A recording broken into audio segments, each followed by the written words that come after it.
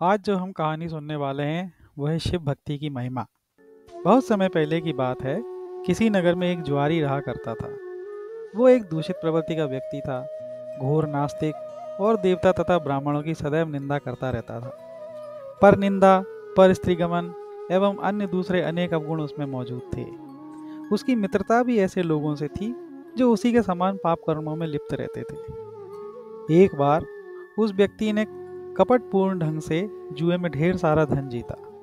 उस धन से उसने अनेक स्वर्ण के आभूषण खरीदे, पनवाड़ी से पान का एक बीड़ा बनवाया, सुगंधित पुष्पों की मालाएं खरीदी और उन्हें लेकर वह अपनी प्रेयसी प्रेयसी यानी प्रेमिका, जो कि एक वेश्या थी, उसके घर की ओर चल पड़ा। वह जल्द से जल्द वहां पहुंचना चाहता था, अतः तेजी से दौड़ने लगा।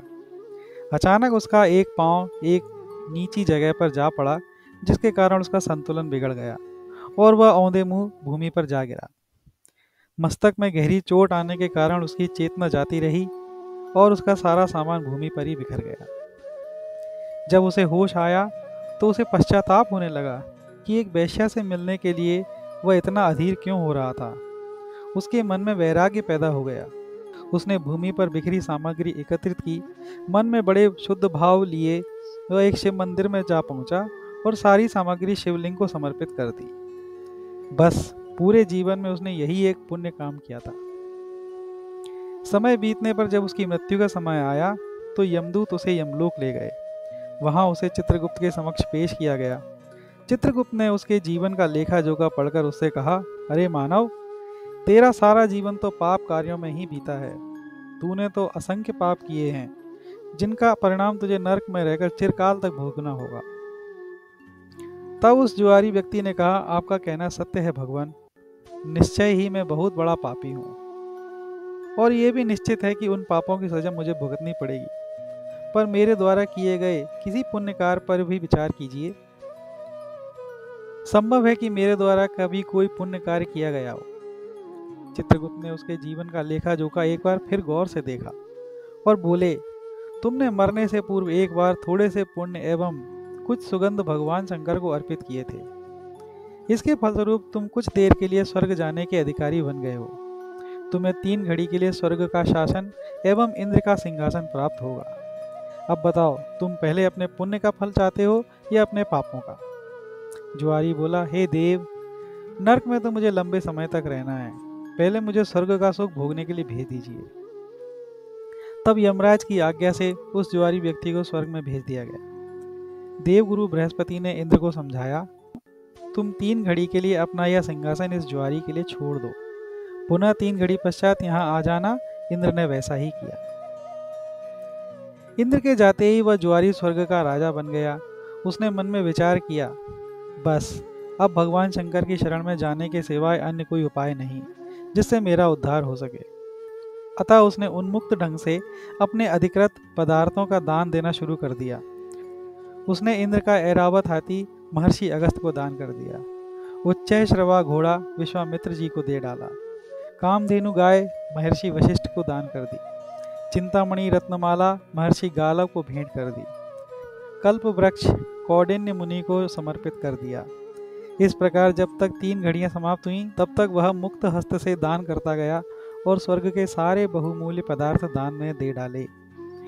3 घड़ियां व्यतीत होने पर उसे वापस नर्क में भेज दिया गया।